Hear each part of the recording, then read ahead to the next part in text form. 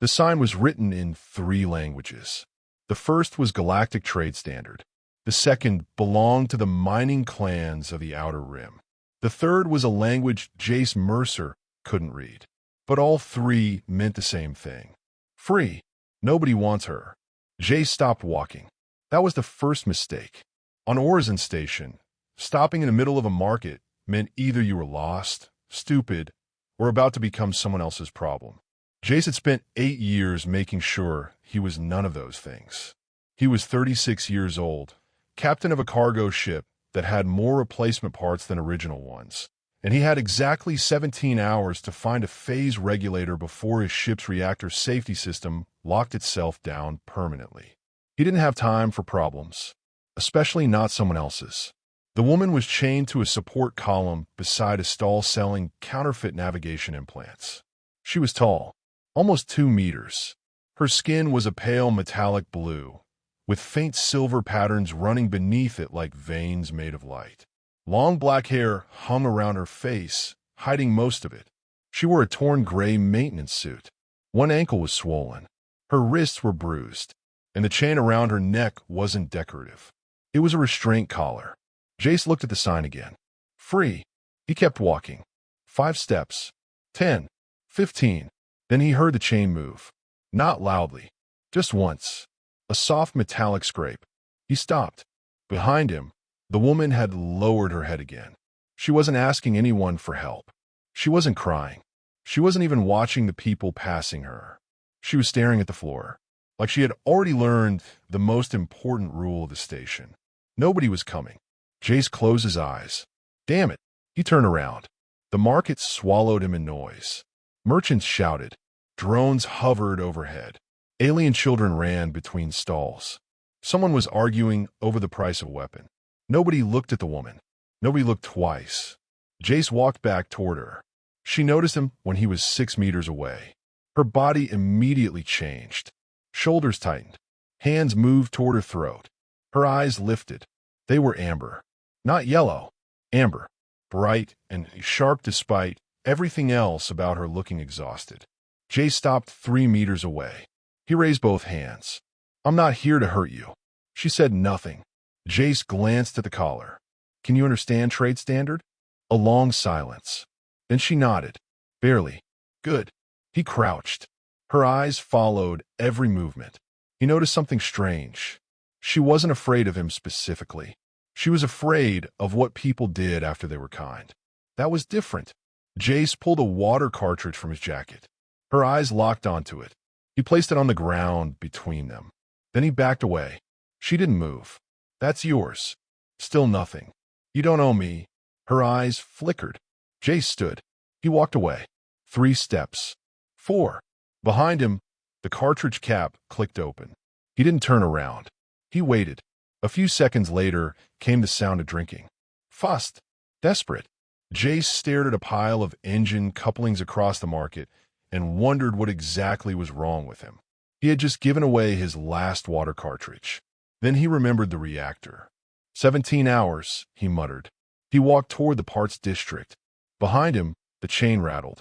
He looked back. The woman was following. Not close. 20 meters behind him. Still wearing the collar. Still dragging half a meter of chain behind her. Jace sighed. Of course. He reached the part stall. The vendor was a squat insectoid named Vero, who had charged Jace triple price on his last 3 visits. I need a Helix 9-phase regulator. Vero smiled. Expensive. How expensive? Very. That's not a number. 7,000 credits. Jace stared at him. 3,000. 7. 4. 7. 5. 6. Vero shook his head. 7. Jace leaned forward. Your regulator has a counterfeit manufacturer's seal. Vero blinked. Jace smiled. 5,000.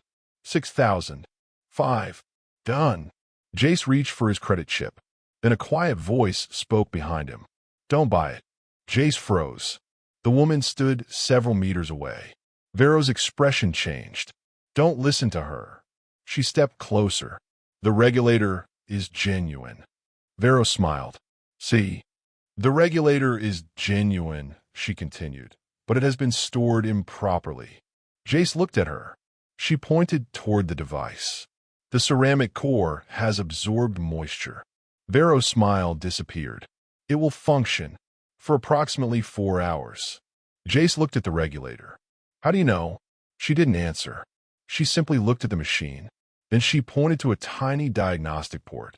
Because the thermal discoloration is visible around the secondary junction. Jace picked it up. He hadn't noticed it. Vero snatched the device back. Inspection fee. Jace laughed. You almost sold me 4 hours of flight. Vero's mandibles clicked angrily. Then by something else. Jace turned toward the woman. She immediately looked away. What do you know about reactor systems? Her answer came quietly. Everything. That should have sounded arrogant. It didn't. It sounded tired. Jace studied her. What's your name? She hesitated. My name is... She stopped.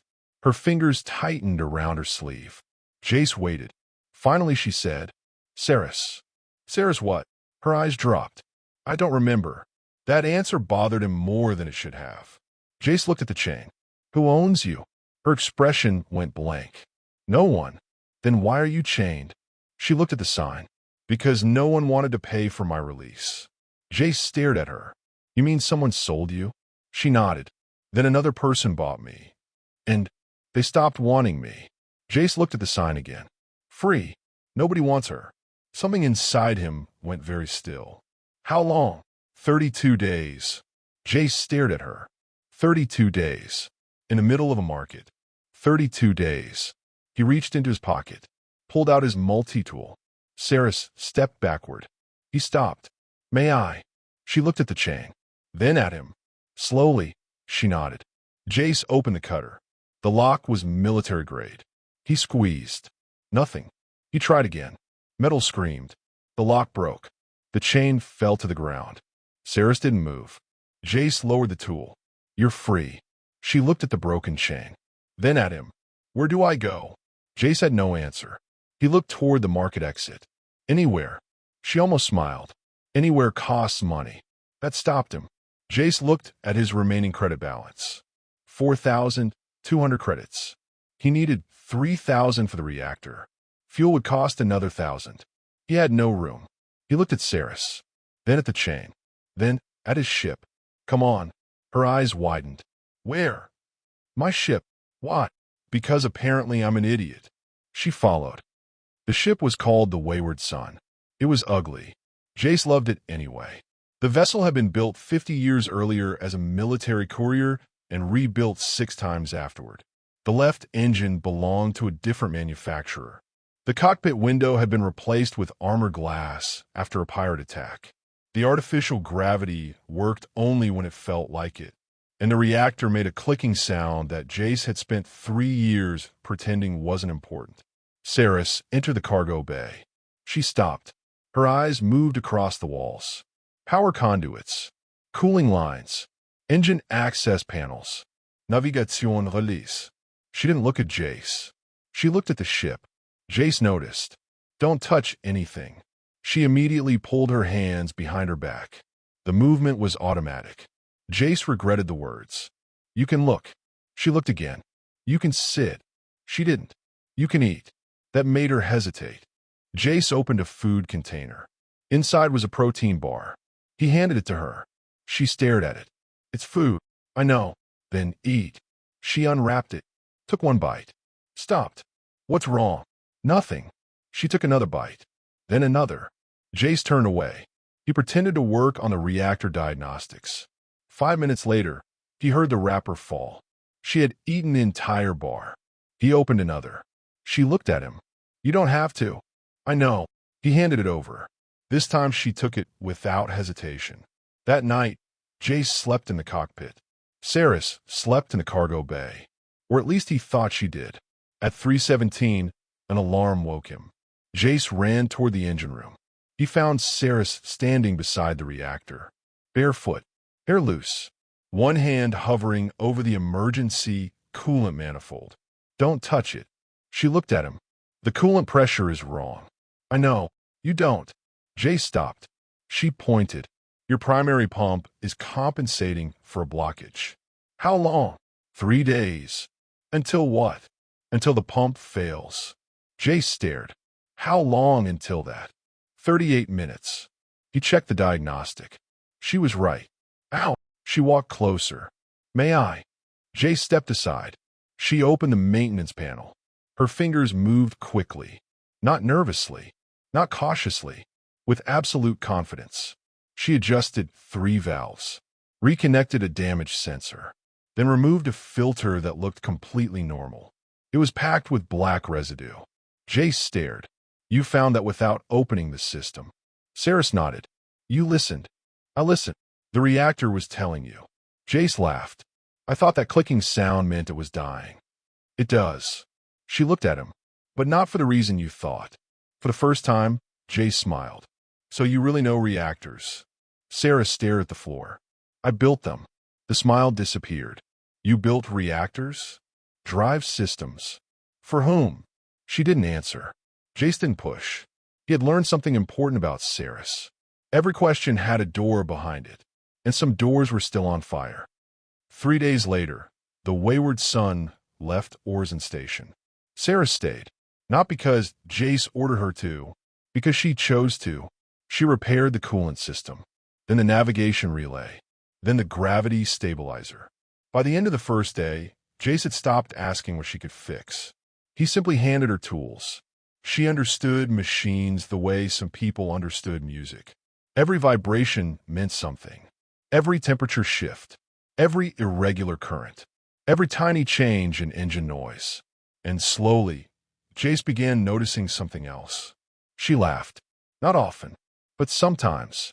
Usually when the ship did something ridiculous. Like when the kitchen dispenser sprayed soup onto the ceiling. Or when Jace accidentally activated the cargo lift while standing on it. The first time she laughed, she immediately covered her mouth. Jace looked at her. What? Nothing. You laughed. No, you definitely laughed. I did not. You did. A tiny smile appeared, then disappeared, but had been there. Jace realized he hadn't seen anyone look genuinely happy in a long time. Neither had she. On the 5th day, they reached the planet Vera. That was when everything changed. Jace was checking their cargo manifest when Saris walked into the cockpit. We have to leave. Why? She looked at the scanner. Because they found me. Jace turned. 3 ships appeared on the display. Black. Triangular. No civilian markings. Jace knew those ships. Imperial security? Saris nodded. Not exactly. Who? The people who own my research. Jace looked at her. What research? She was silent. Then she said, the Lumen Drive. Jace stared. Every captain in the outer systems knew that name. The Lumen Drive was supposed to be impossible. A propulsion system capable of bending a ship's mass field just enough to cross interstellar distances using a fraction of conventional fuel. The project had disappeared 8 years earlier. Then the Hellion Directorate unveiled a prototype. Jace had assumed they invented it. Saris looked at the incoming ships. They stole it. The cockpit became silent. Jace asked, from you, from my entire team, what happened to them? They were arrested. Why? Because the Directorate needed someone to blame for the accidents. Jace felt his jaw tighten. And you?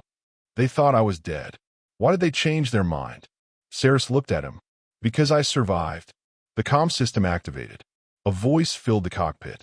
Cargo vessel Wayward Sunday, shut down your engines. Jace ignored it. The voice returned. You are carrying stolen Directorate property. Saris closed her eyes. Jace looked at her. Are you their property? No. Good. He pushed the engines forward. The Wayward Sun accelerated. 3 military ships followed. The chase began. The first missile missed by 11 meters. The second hit the shield. The cockpit shook. Jace swore. Saris was already moving. Turn 90 degrees. Why? Trust me. He turned. A third missile passed directly through the space where they had been. Saris pointed. Now drop. Jace killed the vertical thrusters. The ship plunged. A military fighter overshot them. Jace rolled beneath it. How are you doing this? Their targeting system predicts movement. So don't move predictably. She grabbed the navigation controls. Take us into the debris belt. Jace stared. No. Why? Because people who enter the Vera debris belt don't leave. Saris looked at him. Then we'll be the first. They entered. Fragments of destroyed ships filled space. Broken satellites. Frozen cargo containers. Metal shards traveling at thousands of kilometers per hour. The military ships followed. Saris watched the scanner. Left. Jace turned. Right. He turned again. Stop. He killed the engines. A massive section of wreckage passed directly above them. The military ships couldn't stop. One collided with it. The explosion lit the debris field.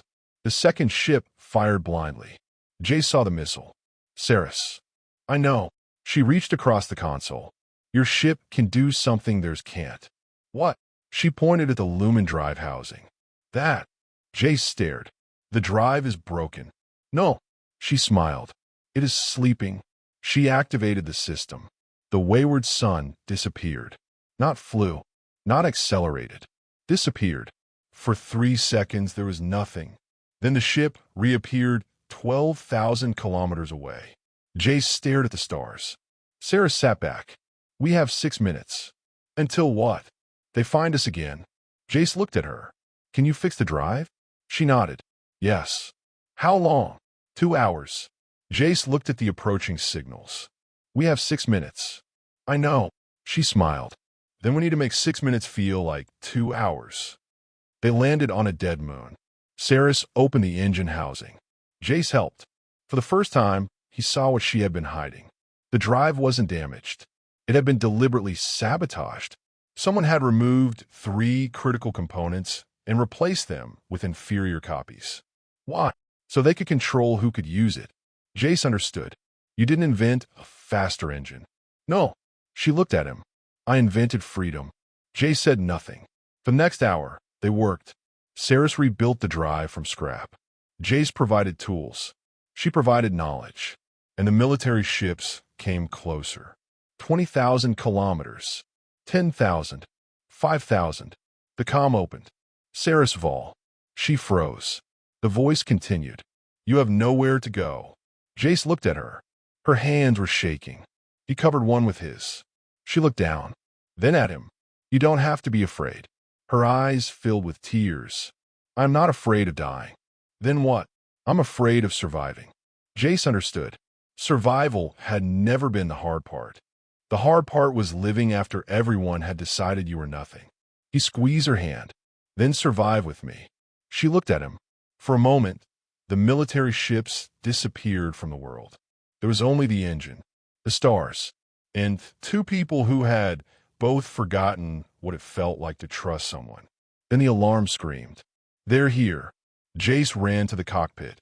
2 ships emerged from hyperspace. Saris followed. The drive isn't finished. How unfinished? 20%. Jace smiled. That's enough. It isn't. It is if we're desperate. She looked at him. That isn't a strategy. It is when you're human. She almost laughed. You're insane. I've been told. He fired the engines. The wayward sun launched. The military ships followed. Jace waited. 10 seconds. 20. 30. Now. Saris activated the unfinished drive. The ship jumped. The military ships followed. But Saris had changed one parameter. Instead of traveling forward, the wayward sun folded space sideways. They emerged inside a massive orbital shipyard. Hundreds of civilian vessels surrounded them. Cargo ships, passenger liners, mining transport, refugee carriers. Every ship in the sector received the emergency broadcast Saris had prepared. Her research, her designs, her original lumen drive schematics, and the evidence proving the directorate had stolen everything. Jace looked at her. You sent it to everyone. Yes. Why? She looked at the stars. Because they stole my work. Then she smiled. I thought I'd give it away. The transmission spread. 1 ship received it. Then 10. Then 100. Then thousands. The directorate tried to shut it down. Too late. The files were already everywhere. Across the outer systems. Across civilian networks. Across research stations. Across independent worlds. The Lumen Drive no longer belonged to one corporation. It belonged to anyone capable of building it. The military ships entered the shipyard, weapons locked onto the wayward sun. Then something unexpected happened. The civilian ships moved. One by one, a cargo freighter positioned itself between the military vessel and Jace. Then another. Then another. Soon dozens of ships formed a wall. Not warships, not soldiers, ordinary people. People who had just received the same message. A technology that could cut their fuel costs by 80%. A technology that could connect worlds that had been separated by impossible distances. A technology that had been hidden because someone wanted to own the future. The military commander opened the channel. You are interfering with Directorate property. 100 civilian captains opened their comms. Jay smiled. He switched his transmitter on. Correction. He looked at Saris. She nodded. Jay spoke. She's not property. The channel went silent. Then one cargo captain answered. Neither is the drive. Another voice followed. Neither are we. Then another. And another. Within 30 seconds, the military ships were surrounded. They retreated, not because they had lost a battle, because for the first time, they had discovered something corporations and empires never understood. You could control a person. You could control a laboratory. You could control a patent. But you couldn't control an idea once someone gave it to everyone. 3 months later, the first civilian Lumen Drive ship launched. It wasn't a military vessel. It wasn't owned by a corporation. It was a small passenger ship carrying 87 families from a dying mining world to a new colony. Sarah stood on the observation deck. Jay stood beside her. The ship's engines hummed. The launch countdown began. 10, 9, 8. Sarah smiled. 7, 6. Jace looked at her. You okay?